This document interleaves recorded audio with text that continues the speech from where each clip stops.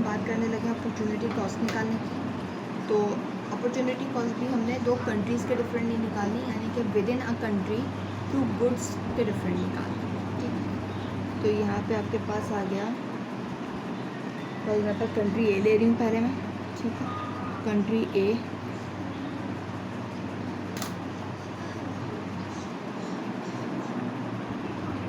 तो x/y, यानी कि जो x की क्वांटिटी या दो, चलो मैं इसको x और y दिखाई नहीं, तो उसको कार्स एंड बाइक चल रहा है तो मैं कार्स को C से डोनेट कर रही हूँ और बाइक को B से, ठीक है। आपसे ये बेटर रहेगा, ठीक है। तो आपकी मर्ज़ी है, आप जब PPF बनाए तो किसी भी गुड को किसी भी एक्सेस पे रख सकते हैं, टोटली अप्रूव। तो cars to bike in country A is 10 and 5, ठीक है। अब मैं इसका रेशियो लूँगी तो ये बन जाएगा 2/1, तो 1 bike is equals to 2 cars, ठीक है। तो अब एक चीज़ याद रखनी है कि बाइक 1 यूनिट जिसके साथ लगा हुआ है उसके ऑपोजिट साइड पे जो है प्राइस इसकी रहेगी जिसके साथ ये 1 यूनिट हम डिफाइन कर रहे हैं, ठीक है। तो अब इसका मतलब ये कि ये किसकी प्राइस बन जाएगी, ये बन जाएगी price of bike in country A, ठीक है। अब इसका रेसिप्रोकल लेंगे, यानी कि बाइक ओवर कार, ताकि हमें एक कार की जो मिल सके। चाहे तो आप इसी को रेसिप्रोकल करके सॉल्व कर लें, वो भी कोई प्रॉब्लम नहीं है, ठीक है। ये हो जाएगा 1/2 या 0.5, ठीक है। तो 1 car is equals to 0.5 units of bike, यानी कि प्राइस ऑफ कार, ठीक है। अब आगे चलते हैं, उम्मीद करती हूँ ये चीज़ क्लियर होगी।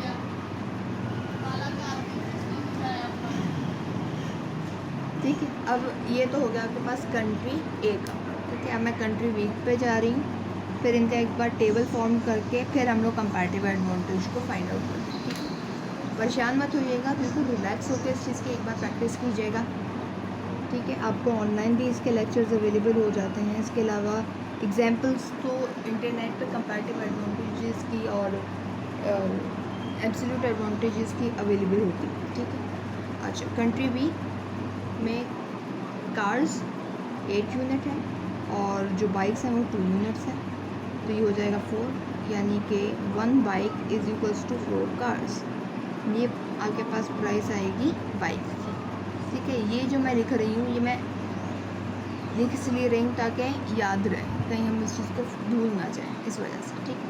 अगर आप लोगों को वैसे ही याद रह सकता है आपको, तो आप पेशे की मत लिखिएगा, इसको क्लियर करिए। फिर बाइक ओवर कार 2/8, यानी कि 1/4, जिसको मैं सॉल्व करूँ तो हो जाएगा 0.25/1, ठीक है। तो 1 car is equals to 0.25 of bikes. ये आ गया आपके पास कार के प्राइस, ठीक है। अब इसी डाटा को पकड़ के मैंने जो है टेबल फॉर्म कर लिया। मैं इंतहाई रफ अंदाज में टेबल बनाने लगी हूँ, अगर किसी को बुरा लगे तो माजरत,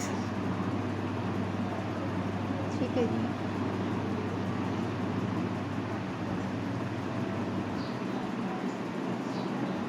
तो ये country A, country B, price of bike and price of car, ठीक है। यानी कि कंट्री ए के अंदर प्राइस ऑफ कार क्या चल रही है वो लिखेंगे और कंट्री बी के अंदर क्या चल रही है, यानी कि अब ये जो हमने 4 अदद निकालनी है ना, इनको हम इन टेबल्स के अंदर पुट कर लेंगे, दैट्स इट, ठीक है। तो कंट्री ए के अंदर प्राइस ऑफ कार इज़ 2, ठीक है। तो मतलब 1 bike is equals to 2C थी ना, लिखा देते हैं 1 bike is equals to 2C। तो जब हमने प्राइस ऑफ बी लिखनी होगी तो हम 2C नहीं लिखेंगे, 2 लिखेंगे। हमें उससे अंदाज़ा हो जाएगा कि एक बाइक जो है वो 2 कार्स के बराबर बन रही है, ठीक। फिर नीचे आ जाते हैं, फिर कंट्री ए में प्राइस ऑफ कार इज़ 0.5, ठीक है। फिर कंट्री बी की जानिब चलते हैं, price of B is 4 cars and 1 car is equals to 0.25। अब हम इनका कंपैरेटिव एडवांटेज और वो सब कुछ निकाल सकते हैं। अब हम ड्राइव कर सकते हैं कि कंपैरेटिव एडवांटेज कौन सी कंट्री को किस के अंदर है, ठीक है। तो प्राइस ऑफ बाइक में किसकी प्राइस कम,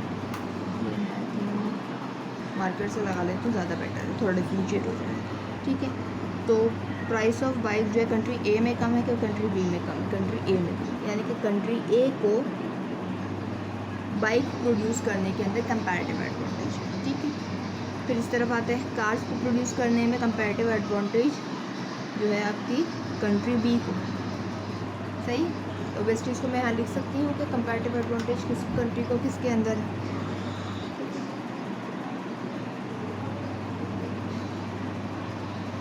कंपैरेटिव एडवांटेज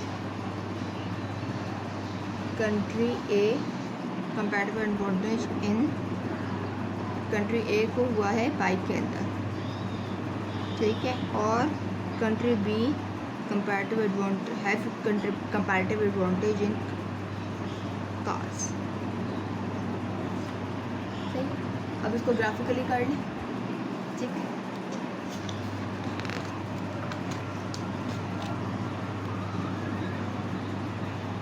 ठीक है,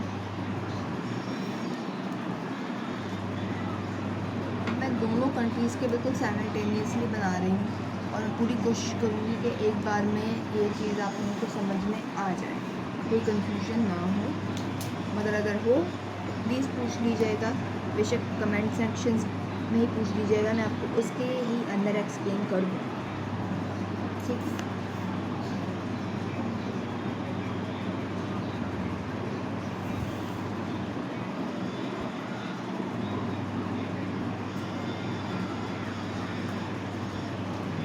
ठीक है, अब मैं क्या कर रही हूँ, मैं बाइक्स ले रही हूँ on x axis and cars ले रही हूँ ऑन वाई एक्सिस, ठीक है। फॉर एग्जांपल ये मैं ले रही हूँ कंट्री ए और ये रही कंट्री बी, ठीक। ये रहा country C,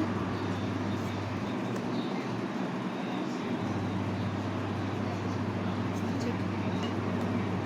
country A and country B, तो मैं कंट्री ले लूँ ताकि कंफ्यूजन ना रहे कि मैंने बी से बाइक को भी लिया हुआ है यहाँ पे, कंट्री।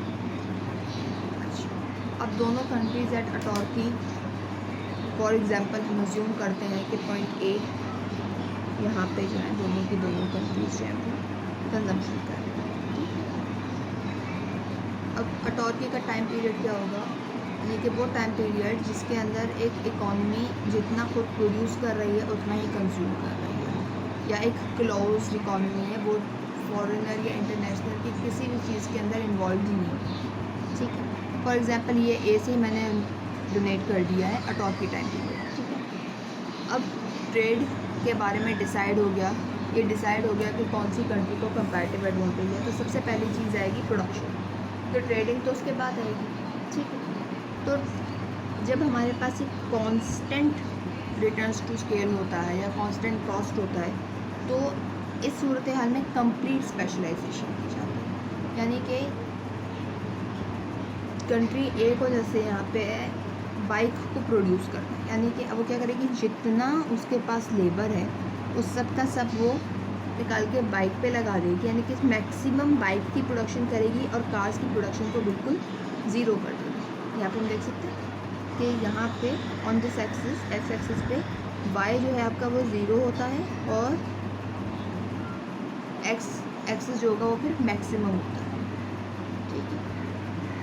वेरस कंट्री बी को जब कार्स के अंदर एब्सोल्यूट एडवांटेज कंपैरेटिव एडवांटेज है, तो वो क्या करेगा, कंप्लीट स्पेशलाइजेशन करेगा इन प्रोड्यूसिंग कार्स, यानी कि वो बाइक्स को प्रोड्यूस करना बिल्कुल छोड़ देगा, जितना उसका लेबर होगा वो सबका सब मोबाइल कर देगा कार्स की प्रोडक्शन की तरह, ठीक है। तो ये पी से डोनेट होने वाले जो पॉइंट्स हैं ये हैं प्रोडक्शन पॉइंट,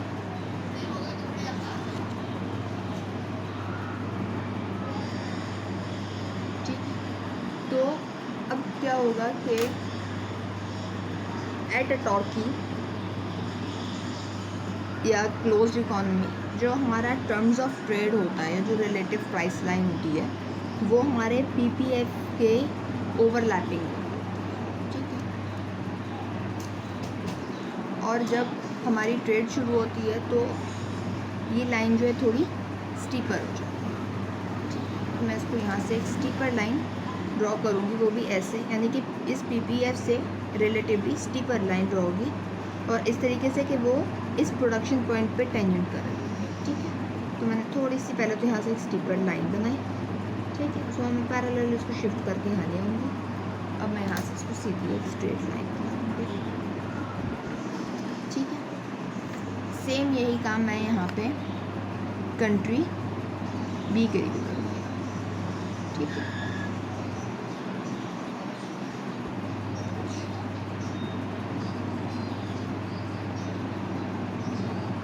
ठीक है, तो ये हो गया। अब कंजम्पशन का, क्योंकि कंजम्पशन जो है वो ज़्यादा कर सकती है, इकॉनमी के लोग ज़्यादा कंजम्पशन कर सकते हैं, तो क्या होगा कि वो अब इस नई टर्म्स ऑफ ट्रेड लाइन पे कहीं पे भी कंजम्पशन कर सकते हैं। अब चाहे तो यहाँ कर लें, चाहे तो इस तरफ कर लें, चाहे तो उसके ऊपर ले जाए, कोई मसला नहीं। ये सी सेम वे। अब चूँकि यहाँ पे हम लोग देख रहे हैं कि म्यूचुअल बेनिफिशियल ट्रेड चल रही होती है, यानी कि जो बेनिफिट्स हैं वो दोनों कंट्रीज़ को सेम मिल रहे होंगे, तो हमें मेक श्योर करना है कि ट्रायंगल जो होंगे, यानी कि जो ट्रेड ट्रायंगल हम लोग प्रोड्यूस करेंगे यहाँ पे, वो भी सेम है। तो चीटिंग सॉरी थोड़ी सी ठीक है, तो मैं क्या करूँगी, प्रोडक्शन पॉइंट और ये ए डैश पॉइंट, मैं इसकी यहाँ से लूँगी मेजरमेंट और यहाँ से इसको यहाँ पे ट्रेस करूँगी, यानी कि पी और ए डैश की लाइन में यहाँ ड्रॉ करूँगी, फिर उस ए डैश से एक्सटेंड करके कंजम्पशन का पॉइंट ड्रॉ करूँगी। ठीक है, तो ये मैं यहाँ से मेजर कर दूँ।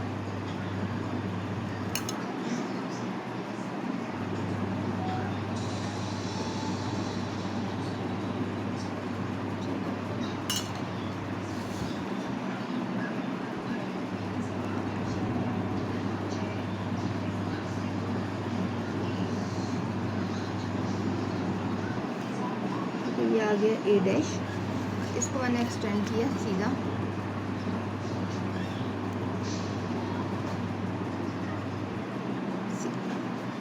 तो बज़ाहिर तो वो एग्जैक्ट वो लेंथ नहीं आ रही है, मगर जब आप लोग बिल्कुल प्रॉपरली सेम मेजरमेंट्स के साथ लेके चलेंगे तो ये ग्राफ बिल्कुल सेम बनता है। ठीक है, तो ये हो गया हमारे ट्रेड ट्रायंगल, जो कि ये शो कर रहे हैं कि ट्रेड जो हुई है या जो बार्टर ट्रेड हुई है कंपैरेटिव एडवांटेज की, वो म्यूचुअली बेनिफिशियल है।